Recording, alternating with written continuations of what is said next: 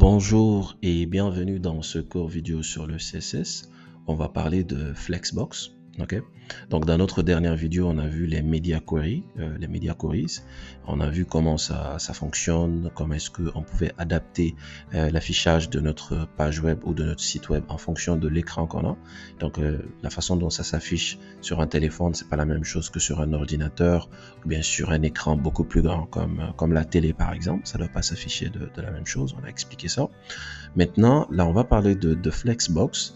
C'est vraiment une notion qui est très importante parce que ça nous évite d'écrire certains codes qui peuvent compliquer la vie du développeur. Donc, par exemple, le fait d'utiliser donc le float, le fait d'utiliser le positioning, ça nous évite tout ça. Donc, avec le Flexbox, une fois qu'on a la maîtrise au fait du Flexbox, ça nous facilite vraiment l'écriture de notre code. Donc, vous allez voir tout de suite dès qu'on va commencer.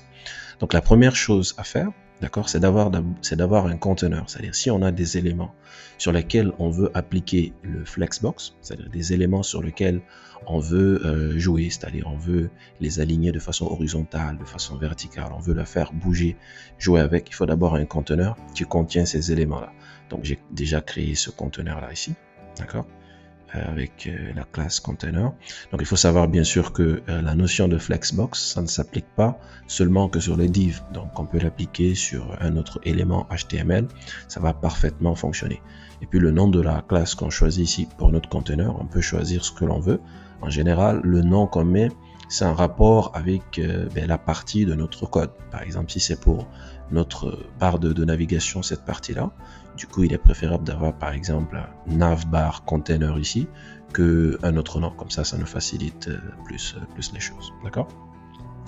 Donc, on va commencer, on va venir ici. D'accord?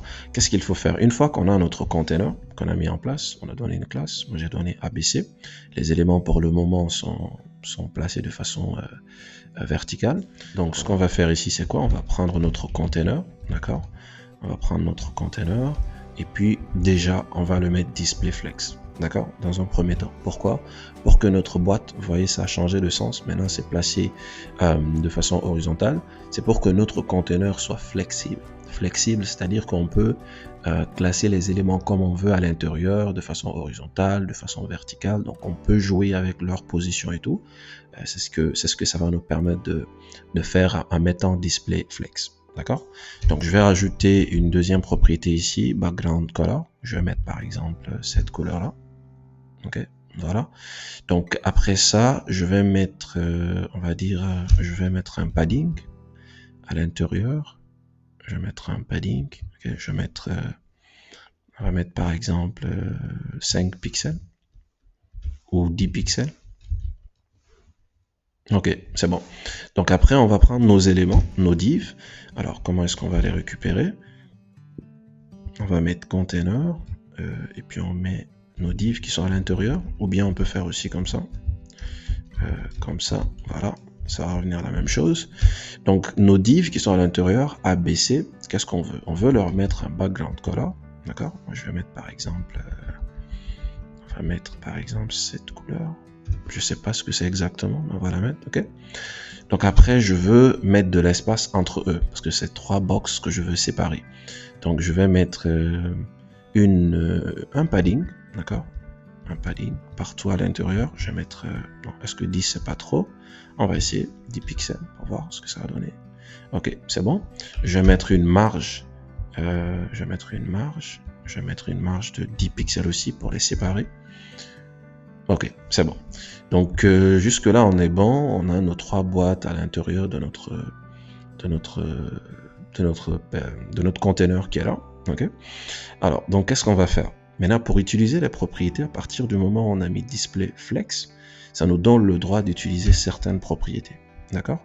Donc si je viens ici, je mets flex direction. Okay. Donc on a la possibilité d'aligner ça de façon horizontale ou de façon verticale. Si je mets column, regardez ce que ça va donner. Ça va afficher ça comme ça, de façon verticale. Okay. Donc à part ça, par défaut c'est row qui est là. Ça veut dire que c'est affiché comme ça. On a row reverse, c'est-à-dire que ça va commencer par la A, B, puis C. Si on fait ça, voilà. Et puis il y a column reverse aussi.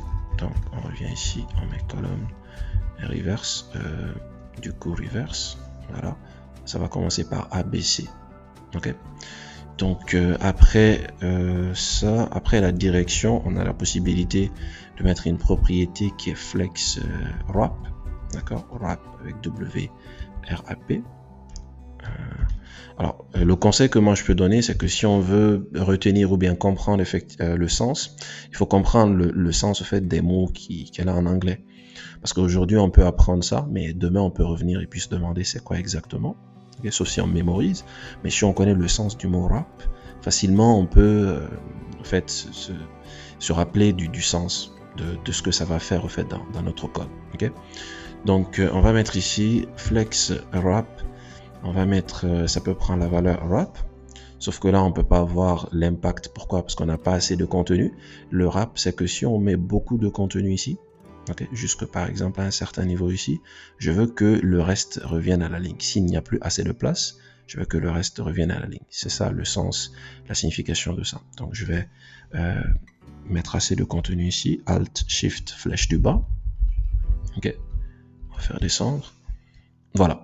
Donc, en venant jusqu'ici, puisqu'il n'y a plus assez de place, le reste est venu à la ligne. C'est ce que ça veut dire le wrap. Ok. Donc, à part la valeur wrap, on a la possibilité de mettre no wrap, c'est-à-dire on veut pas de wrap, no wrap. Regardez ce que ça va donner. Ben, il n'y a pas de place, donc le reste va continuer comme ça. On va venir jusqu'ici, ce qui n'est pas joli à voir. Donc, on a wrap reverse. Donc, si on met wrap reverse, qu'est-ce que ça va faire? Ça va faire le wrap, mais dans le sens inverse. Voilà. Donc le AB va commencer en bas. Ça va faire le wrap, mais c'est-à-dire du bas vers le haut. Le wrap, c'est du haut vers le bas. C'est-à-dire ça vient jusqu'ici, puis ça descend. Et puis le wrap reverse, c'est dans ce sens-là. Et puis le reste vient à la ligne ici. Ok. Donc après, on a, pour les deux propriétés que l'on vient de voir, on peut les mettre dans une seule propriété. C'est la propriété flex flow. D'accord. Si on met flex flow, il faut d'abord mettre le sens. Est-ce qu'on veut que les éléments soient alignés de façon horizontale ou en colonne, par exemple? Donc moi, je vais mettre, on va dire, toujours row. D'accord. Je veux que ça soit affiché en ligne, toujours. Ça, c'est par défaut.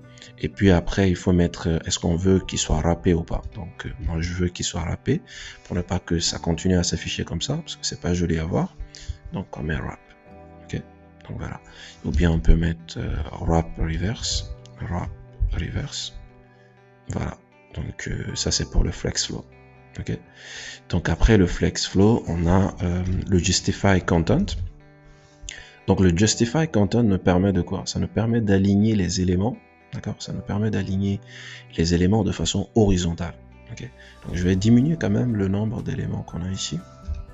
Ok, c'est plus nécessaire maintenant. Avec le justify content, donc je vais mettre justify content, je lui donne la valeur center, ça va le mettre au milieu, d'accord. Par défaut, c'est flex start, la valeur qui est là, parce qu'il se trouve au début.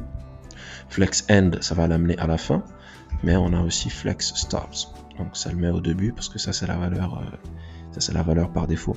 Après, on a la possibilité de mettre space around, donc ça va mettre de l'espace autour, de l'espace ici, de l'espace ici, de l'espace ici. Par exemple, si ça c'est notre barre de navigation, ça ce sont des liens, c'est plus facile d'utiliser ça, beaucoup plus facile d'utiliser. Si on met le justify content, nos liens qu'on va mettre vont être espacés comme ça, donc beaucoup plus facilement. Ouais. Donc après, au lieu de space around, on peut mettre space between. Donc si je mets space between, regardez ce que ça va donner. Ce n'est plus around, c'est maintenant between, c'est seulement entre nos éléments qu'il y a de l'espace. Il n'y a plus vraiment d'espace par là. Okay. Donc ça c'est le padding qu'on a mis ici. C'est pourquoi on a les 10 pixels. Mais voilà, on a space between aussi qu'on peut utiliser. Donc après on peut aligner les éléments de façon verticale. Donc pour que ça soit évident, je vais mettre un certain height à notre conteneur. D'accord. La longueur pour que ça soit évident de façon verticale, parce qu'on n'a pas assez de verticalité ici, c'est trop petit. Donc je vais mettre le height, je vais mettre par exemple 100 pixels. Ok. Je mets 100 pixels. Donc en mettant 100 pixels, on va venir ici, puis on va retirer ça. Okay. Donc pour aligner les éléments de façon verticale, on utilise au fait, sinon c'est pas nécessaire de mettre, je pense, le height, c'est pas nécessaire. On va le retirer, c'est bon. En tout cas, ça va être visible ce qu'on va faire. Donc on a la possibilité d'aligner de façon verticale avec la propriété Align Item. Donc si je mets Center, regardez, ça va le centrer. Par défaut, il faut qu'on augmente le height pour que ce soit visible. Il faut vraiment qu'on augmente le height pour que ce soit visible. Je vais mettre 100 pixels. Ok, c'est bon, là c'est visible. Là on voit que c'est au centre. Donc si on n'a pas le centre là, regardez ce que ça nous donne. Ça nous donne cet élément là. Maintenant si je mets Center, donc ça va le centrer, ça va réduire, puis ça va le mettre au centre ici. Ok. Donc à part Center, on a Flex Start. Donc Flex Start, ça va le faire monter en haut. Donc il y a beaucoup plus d'espace en bas. On a Flex End. Ok. Donc si on met Flex End, ça va le faire descendre en bas. Après la valeur par défaut, si on n'a pas de valeur ici de Align Item, c'est ce qui va se passer. Donc c'est ce qui fait que ça apparaît comme ça. La valeur par défaut, c'est Stretch. Voilà. Ça, c'est la valeur par défaut. Okay. Après, il y a quelque chose que l'on peut faire qui peut être très cool. D'accord. C'est Baseline. Donc Baseline, ça nous permet de faire quoi? Ça nous permet, si par exemple on a du contenu, du texte dans nos boîtes qui sont là. Okay, je vais mettre du texte je vais mettre comme ça. Ok. Ici aussi, je vais mettre quelque chose comme ça. Et puis ici, je vais mettre ça. Donc, si on fait ça, en fait, les textes vont être alignés. Les textes qu'on a ici vont être sur la même ligne. C'est vrai que là, ils sont sur la même ligne, logiquement, parce qu'ils ont la même taille et tout. Mais si on agrandit, par exemple, la taille de ce texte-là, le font size, disons que je viens ici, je vais mettre du style, ok. Je vais mettre du font size, je vais mettre par exemple 25 pixels, je pense que c'est bon, ouais. 25 pixels, regardez ce que ça donne. Ça agrandit, sauf que les textes qui sont dans les trois sont toujours tous alignés, d'accord. C'est une ligne imaginaire, bien sûr, qu'on n'arrive pas, que moi je peux pas tracer ici, que vous pouvez pas voir, mais on remarque que les textes qui se trouvent dans les trois boîtes sont toujours alignés. C'est ce que ça nous permet de faire, en fait, le baseline, la valeur Align Item Baseline, ok. Ok, donc on a dit quoi? Que Justify Content nous permet d'aligner les éléments de façon horizontale, dans ce sens-là. Okay. Si on met Justify Center, donc ça va centrer les trois éléments qu'on a ici. Okay. Et puis on a dit Align Item nous permet d'aligner les éléments, mais de façon verticale. Après, on a la possibilité d'aligner les lignes, en fait, qu'on a dans notre boîte. Qu'est-ce que je veux dire? C'est les lignes d'éléments qu'on peut avoir dans notre boîte. Donc on va retirer ça juste pour comprendre ce que je veux dire. Donc on va venir ici, on va retirer ça. Ok, on va mettre B, on va laisser notre A. Donc je vais mettre beaucoup de texte. Je vais faire Alt Shift flèche du bas. On va faire ça. Ok. D'accord, donc on a beaucoup de texte, ça dépasse, on n'a pas mis le wrap, c'est pourquoi ça dépasse ici, d'accord. Donc on va venir mettre ici le wrap, donc je vais mettre, voilà, je vais mettre flex, wrap, je vais mettre wrap, ok. Donc c'est bon. Alors ce qu'on peut faire, je vais augmenter le height, d'accord, je vais encore augmenter le height, disons par exemple, pour que ça soit visible, ce que je vais expliquer, on va mettre 600, ok, 600, je sais pas si c'est pas un peu trop. C'est bon, on va garder comme ça, 600 pixels. D'accord. Donc si on veut aligner les lignes, par exemple, ça c'est une ligne d'éléments. Ça c'est une ligne d'éléments. Ça aussi c'est une ligne d'éléments. Une deuxième ligne d'éléments. Donc on a la possibilité de jouer avec. La façon dont on a joué avec les blocs de façon horizontale, on a la possibilité de faire la même chose avec nos lignes d'éléments qu'on a ici. Comment est-ce que ça fonctionne? Donc on doit venir ici. On doit mettre notre Align Content, cette fois-ci. Align Content. Donc, regardez, si je mets Center, regardez ce que ça va donner. Ça va centrer nos deux lignes. C'est-à-dire, la première ligne qui était là va venir ici. La deuxième ligne va venir ici. Et le centre, c'est ici. D'accord? le centre c'est ici, les deux vont venir occuper en fait le centre. D'accord? Ça c'est un peu différent de align, des deux alignements qu'on a déjà vus. Donc ça c'est par rapport aux lignes d'éléments que l'on peut avoir en fait dans notre boîte. Donc après center, comme pour les deux autres, on a la possibilité d'utiliser les autres valeurs. On a la possibilité de mettre space around, d'accord? Space around, c'est quoi? C'est qu'il y a des espaces entre nos lignes d'éléments. Donc espace ici, espace là. Donc space between. Voilà, space between, puisqu'on a deux, donc il va y avoir de l'espace entre les deux ici comme ça. Ok. Donc on a la possibilité, par défaut la valeur c'est stretch. On a vu tout de suite que ça occupait tout le height qui était proposé. Ça c'est la valeur par défaut, ça va occuper le tout.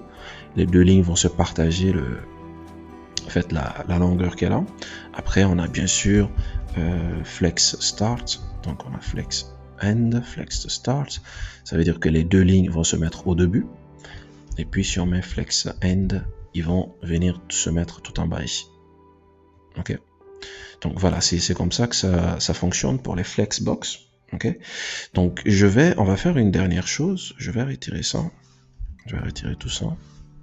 Ok, donc je vais venir, ok, on va laisser juste ça ici. Je vais enlever le height qui est là. Ok, c'est bon. Il va venir tout seul ici. Mais je vais quand même remettre notre height, mais pas 600, parce que 600 c'est beaucoup pour ce que je veux faire. 300 pixels. Voilà. Disons que, on va retirer ça. Il n'y a qu'une seule ligne d'éléments, qui a un seul élément, donc c'est pas la peine. Ok, donc disons que cet élément, je veux le mettre au centre. Je veux le centrer ici. Je veux vraiment le mettre tout au centre de notre grande boîte qui est là. On a la possibilité de le faire. Comment est-ce qu'on fait ça? On doit utiliser nos deux propriétés pour centrer les éléments de façon horizontale et verticale. Donc on met justify content. Si je mets center, regardez ce que ça va donner.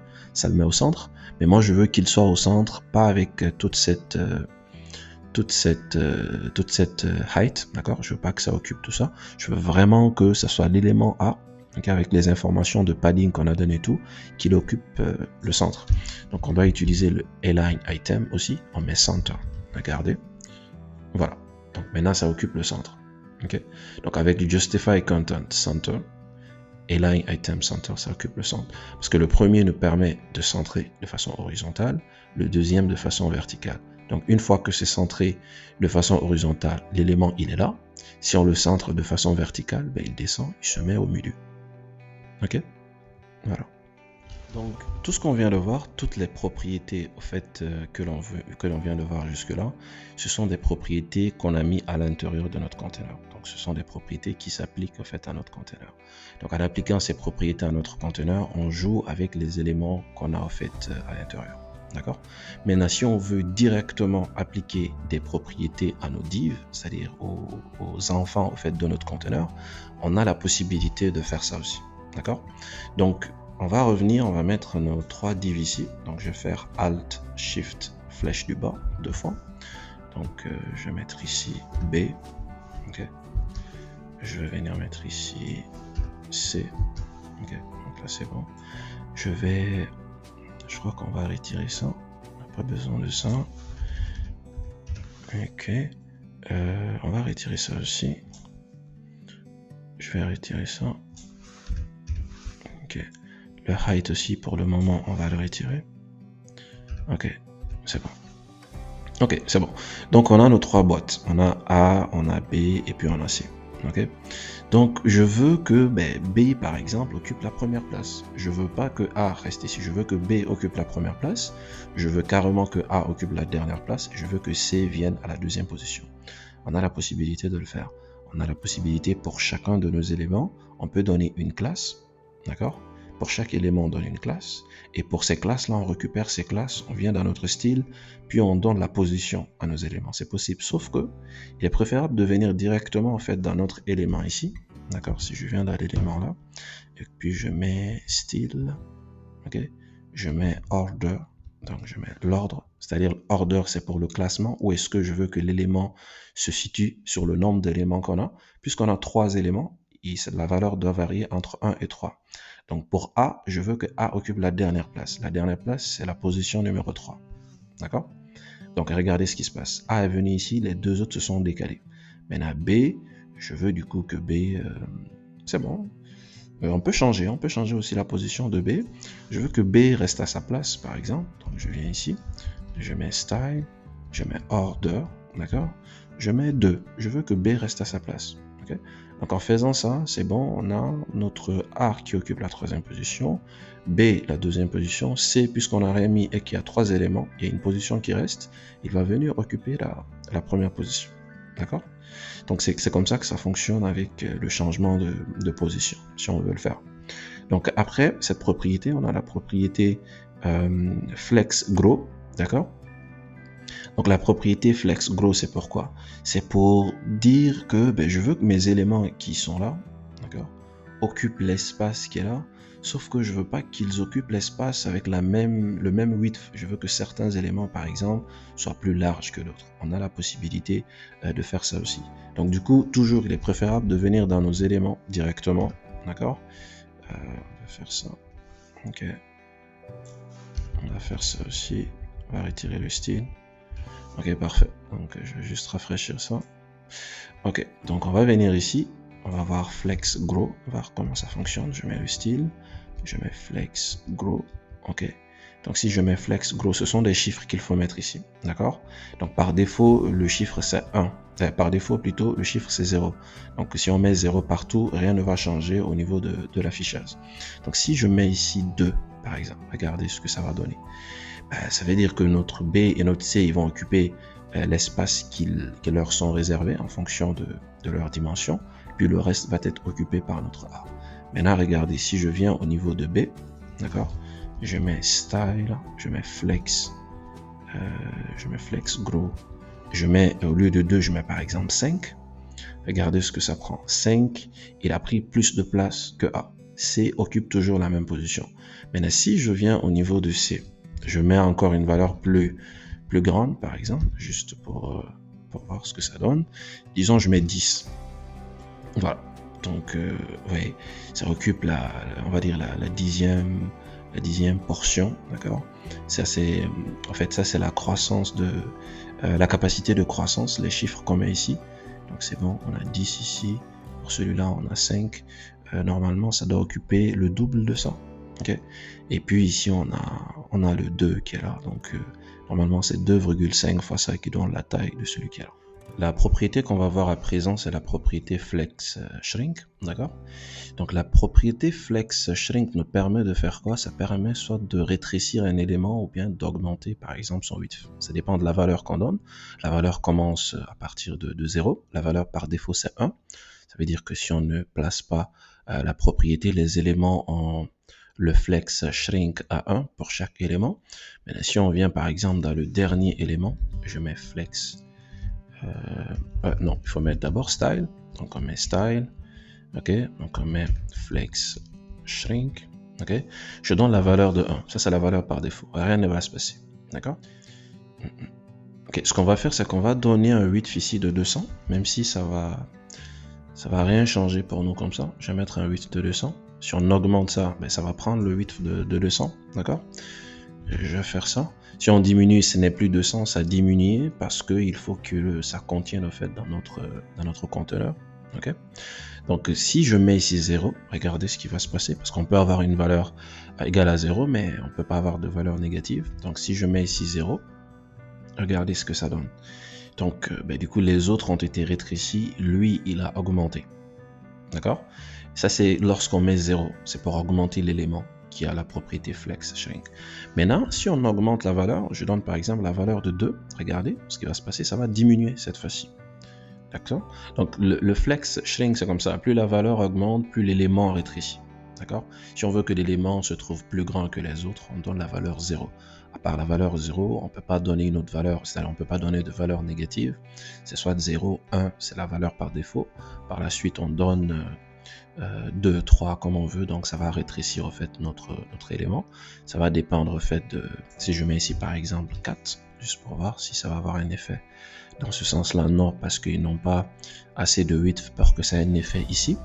mais si on réduit, ça a un effet ici parce que ça diminue encore. Mais si j'augmente le width, par exemple, on va mettre 400. Ok.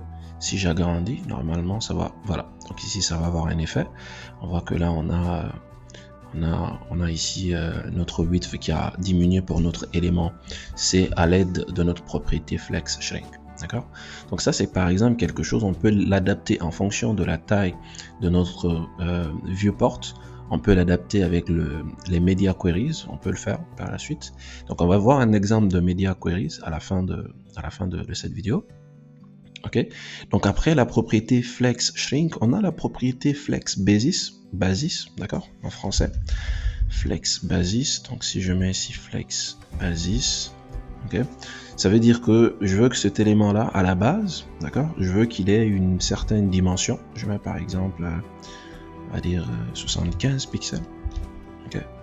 Donc ça veut dire que cet élément, je veux qu'à la base son width soit de 75 pixels, d'accord. C'est ça le flex basis. Donc au lieu de 75 pixels, on peut par exemple mettre 100 pixels. Okay. Donc il va prendre 100 pixels.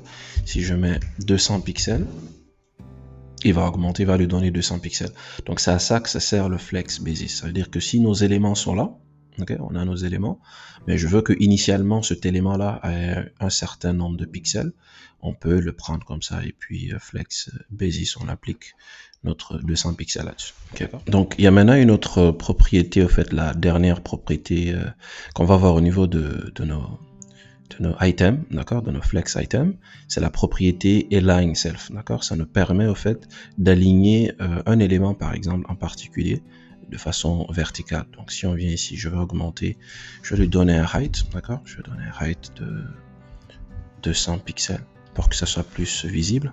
Alors je vais jouer sur nos éléments, non, je voulais donner le height là à notre container, pas à ses enfants. Ok, ça va quand même aller parce que la valeur par défaut ici, c'est que les éléments doivent occuper tout le height au fait qui leur sont offerts.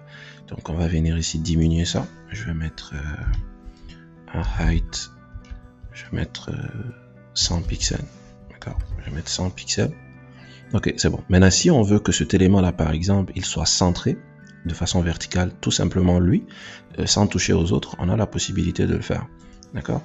Donc, on a la possibilité de le faire. On doit venir ici. On va mettre le style. D'accord? On met le style, on met donc align item. Align self plutôt. Self. Item, ça s'applique au fait à notre conteneur, mais pour les éléments, c'est align self. Si je lui dis center, regardez ce que ça va faire. Il est centré, donc il est redescendu un petit peu, c'est centré. On peut le mettre tout au début, la valeur par défaut c'est ça, c'est flex start. Donc flex start, c'est ça la valeur par défaut. Si on met flex end, voilà, il va descendre en bas, d'accord. Donc voilà, c'est ça, c'est ce qu'on avait à dire au niveau de Flexbox. Il y a aussi pas mal de choses au fait que l'on peut faire avec. Et puis ça c'est en s'appliquant par exemple en faisant des exercices, ou bien en essayant de créer des choses, de mettre en place des barres de navigation, des contenus pour une page web, qu'on va s'habituer et ça va devenir beaucoup plus facile avec le temps. Okay. Donc maintenant ce qu'on va faire, c'est qu'on va essayer de combiner un petit peu les notions de media queries et puis les notions de Flexbox, d'accord. Donc je veux que cette boîte là, ok, je veux que quand on sera au fait à moins de 600 pixels, je veux plus que mes éléments soient alignés de façon horizontale, je veux qu'ils soient alignés de façon verticale. Donc là on est à combien de pixels si on observe? Le pixel ça s'affiche ici, donc 900, 800, 630. Je veux que lorsqu'on est là, ok, jusqu'en bas, de 600 jusqu'en bas complètement, je veux du coup que les éléments ne soient plus appliqués, ne soient plus affichés de façon horizontale, mais de façon verticale. Comment on va faire ça? On va mettre nos media queries ici, donc on va mettre media, d'accord, comme on a dit, on va utiliser ça. Le type d'écran c'est screen, donc en général c'est ce qui est utilisé. Screen c'est pour les ordinateurs, pour les PC portables, pour téléphone, smartphone et puis tablette. Donc on va mettre ici and, donc avec la caractéristique avec laquelle on veut jouer. Donc du coup c'est le width, d'accord, la taille du viewport. Donc le viewport c'est ça, c'est d'ici jusqu'ici, d'accord? Ça varie. Si on fait monter ça par exemple, ça va diminuer le height. Le height va diminuer. Voilà. Donc le viewport, c'est ça, c'est ce qui s'affiche ici. Ok? Donc je vais venir diminuer ça ici. Ok, donc on va mettre ici le maximum que l'on veut, comme on a dit tout de suite, c'est 600. Donc je veux que de 0 à 600, la propriété qu'on va mettre ici s'applique. Et cette propriété, ça serait de mettre ça, la direction de façon en colonne en fait, de façon verticale. Donc on va mettre ici maximum width, d'accord? Donc on va mettre width ici et puis on met la valeur 600 pixels. Donc on va venir ici à l'intérieur. Du coup, quel est l'élément sur lequel on veut appliquer notre CSS? C'est le container. Donc on veut que les éléments du container soient alignés dans la direction colonne. Donc on fait ça. On fait flex direction, on met colonne. Voilà. Regardez ce que ça va donner. Le code qu'on vient de mettre ici, ce qu'on vient de faire, avec dans les media queries sans utiliser les flexbox, mais ça nous avait pris beaucoup de choses au fait à mettre en place. D'accord? Mais là, c'est beaucoup plus simple. C'est beaucoup plus simple. Donc si on vient ici, je viens ici par exemple, là, je viens jusqu'à 600. Voilà, regardez ce qui se passe. 600, donc à partir de 600, je vais l'avoir à 600 exact. Voilà. Donc à partir de 600 pixels, les éléments sont maintenant faits de façon verticale. Ça veut dire que si c'était des liens qu'on avait ici, d'accord, sur un ordinateur ou bien sur un écran qui a un viewport qui est supérieur à 600 pixels au niveau du width, ça va s'afficher comme ça. Mais sur les smartphones par exemple, donc lorsque l'écran, le viewport, le width est inférieur à 600 pixels, ça va s'afficher de façon verticale, donc comme ça. Voilà. Après, on peut vraiment s'entraîner à faire beaucoup de choses en combinant les flexbox et puis les media queries. Donc voilà, en général, c'est comme ça que on travaille.